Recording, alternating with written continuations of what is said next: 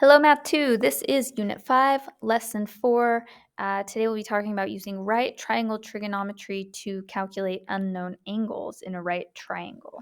So here's a cute little right triangle. It's called a 3, 4, 5 right triangle, and it is a 90-degree angle there at the bottom. One way to know that that for sure is a 90-degree angle is that the Pythagorean theorem holds true for this triangle.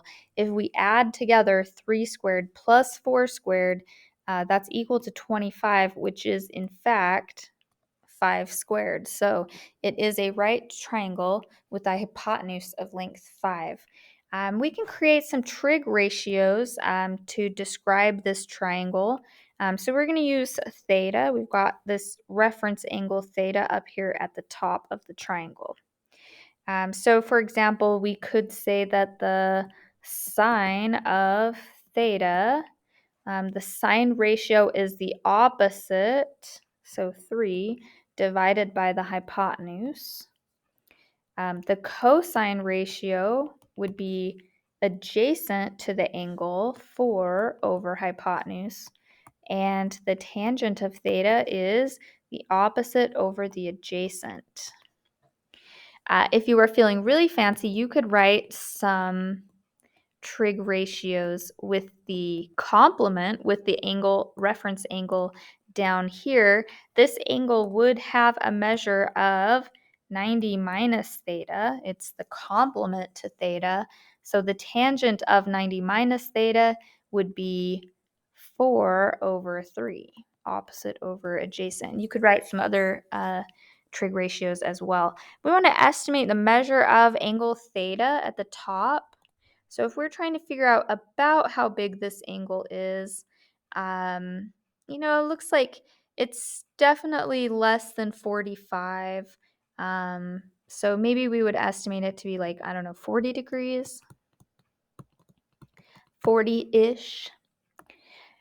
Well, if we got our protractors out and measured angle B theta up at the top, we would find that theta is equal to 37 degrees. So today's goal is to learn how to calculate that using trig ratios and using those side lengths to figure out exactly how big that angle is so that we could know its size without using a protractor. So for just a minute, I want to look at this triangle. For theta, or for this 30-degree angle in this triangle, we know that the sine of 30 would be 1/2. And if we typed sine 30 into our calculator, it would tell us that. The calculator knows that a 30-degree angle goes with the ratio, sine ratio of 1/2. Well, if we know that the sine ratio is 1/2 and we want to know the angle, we would just need the calculator to work backwards. I mean, it knows that angle goes with that ratio. So we just need a way to tell the calculator, hey, I'm going to give you the ratio and I want you to tell me which angle goes with that. So in math, whenever we want to work backwards, we're using inverse operations. For example, if we are thinking about squaring or power 2, the square root is its inverse operation. And you might have noticed on your calculator that those two things go together. There's a button that has the squaring power, and if you use the second function, that is the root button. It's the inverses usually use the same button on the calculator. So if you look at your calculator at the sine, the cosine, and the tangent button, you might notice that their second function says sine, cosine, and tangent, but with this little -1 written next to it. So that is inverse notation for a trig function. Whoops, sorry. When we know the value of a trig ratio and we want to calculate the angle, we need to use the inverse trig function. So the inverse sine function has the sine abbreviation with this little inverse -1 superscript. Inverse cosine is cosine with the little -1 superscript, and tangent inverse is the tangent abbreviation with the little -1. Sometimes instead of seeing the little -1s, you'll see arc, like arc tangent means to find the angle as well. Less common though than the little -1. So when you see inverse sine or inverse cosine or inverse tangent, it means that we are going to input the ratio and get the angle back as the answer. So in our calculator, we could type the inverse sine of 1/2, and the calculator would tell us, hey, that's a 30-degree angle. So make sure you can find those buttons on your calculator, and if you're having a hard time finding them, please let me or your teacher know. So anytime I type in the sine of an angle, it's going to give me a ratio. The ratio is just in a decimal form. When you do the inverse sine of a ratio, it's going to give you back an angle. So if you put the ratio in a decimal form, that's fine. It can give you back that 58-degree angle. If you say the inverse sine of an actual fraction ratio, that's fine as well, and that will still give you back that angle, 58 degrees. So back to our little 3, 4, 5 triangle. I told you it was a 37-degree angle at the top. So we're going to type into our calculator the inverse tangent of 3/4. So remember, one of our equations is that the tangent is 3/4, opposite over adjacent.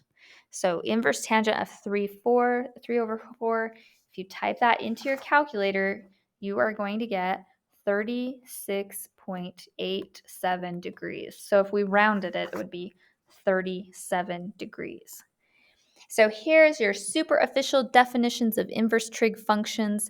If you're trying to calculate an angle theta, the inverse sine of that ratio is going to give you the acute angle whose sine is that number, that ratio.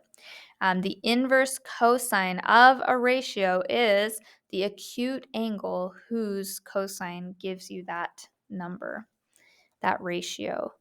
So we can use this equation setup to help us calculate an unknown angle in a trig function. For if you have opposite and adjacent sides, you'll use an inverse tangent to calculate theta. So here's our triangle. It asks us to calculate the angle marked X, and my diagram doesn't have an X, but looking at your paper notes, I think it's this one up here. So the sides that we know from the perspective of angle X are the opposite side and the hypotenuse. So we are going to use that is a sine ratio.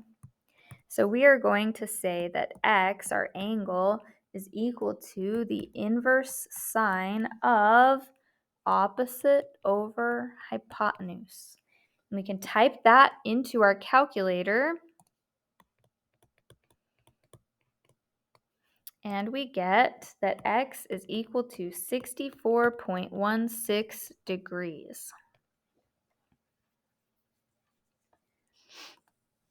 All right, we want to calculate the measures of both of the angles in the triangles shown. So let's start by calculating angle D. I'm going to highlight it to help us focus there. Well, from the perspective of angle D, the side that has a length of 4 would be the adjacent leg, and the side that has length 7 is the hypotenuse. So adjacent and hypotenuse are the cosine ratio. So to calculate angle D, it is the inverse cosine of 4/7, adjacent over hypotenuse. If we type that into our calculator, we get that angle D's measure is 55.15 degrees. Now, we certainly could set up another trig ratio to calculate angle E, but angle E is the complement to angle D. They have to add up to 90 degrees. So we can simply subtract our angle to get angle E if we would like. which is a little easier than setting up a trig ratio. But setting up a trig ratio with a sine would absolutely work for calculating angle E. Okay, solve triangle GHJ. Remember, when it says to solve a triangle, it means that you should have all of the side lengths and all of the angles given. So let's go ahead and start by calculating angle G. So from the perspective of angle G, this side over here is the opposite leg, and this one down here that has length 5 is the adjacent leg. So to calculate angle G, we are going to use an inverse tangent. Angle G is equal to the inverse tangent of opposite on top, adjacent on the bottom. If we type that into our calculator using that inverse button, we get 50.2 degrees. We could use a trig ratio to calculate angle J, but it's easier to just use the fact that they are complements. Oh my goodness, I put my degree symbol in a weird spot. 90 minus 50.2 degrees gives us that angle J is 39.8 degrees. And again, you could have set up another trig ratio to help you find that. All right, so we found our two angles. We could add them to our diagram if we want. 39.8 degrees. And the only thing we don't know is the side right here, and that is the hypotenuse. We can use Pythagorean theorem if we want to find the hypotenuse. We, of course, could also use the trig ratio as well. 5 squared plus 6 squared would give us the hypotenuse squared. 5 squared plus 6 squared in this case is 61. So x has a length of root 61. Wow, the 6 did not form well. Okay, and so that would be the length of this unknown side. And we'll just leave it in that exact form, and we have solved the triangle. Okay, last example. When placing your ladder, remember the 4-to-1 rule. For every 4 feet of height, you want to have the base 1 foot away from the wall. So if your calculator is 4 feet, you just need the base to be 1 foot away from the wall. But if your ladder is 8 feet tall, you want the base to be 2 feet away from the wall. I'm actually not sure. Maybe the 8 would be here. I don't know. Oh, for every 4 feet of height you have to climb. I can read. Woo! I was thinking if it was the ladder, but it's not. It's the height. So if you're climbing 8 feet, have your ladder 2 feet from the wall. Wow. Okay, so our question is, got really confused there for a minute. Our question is, if you are following this guideline, what is the angle that the ladder makes to the ground? So this is a 90-degree angle right here. And our question is, what is this angle that the ladder is making to the ground? So I'm going to stick with a 4-to-1 ratio, not to scale. We're trying to find this angle. Well, from our reference angle, the 4 is the opposite and the 1 is the adjacent. We're going to use an inverse tangent of opposite over adjacent.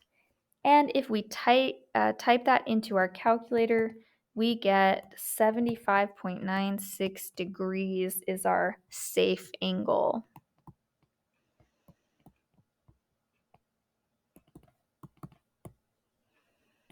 So kids, get your protractor out and measure your ladder angles and make sure you're being safe. All right, thanks. Let me know if you have any questions. And that is it for 5-4.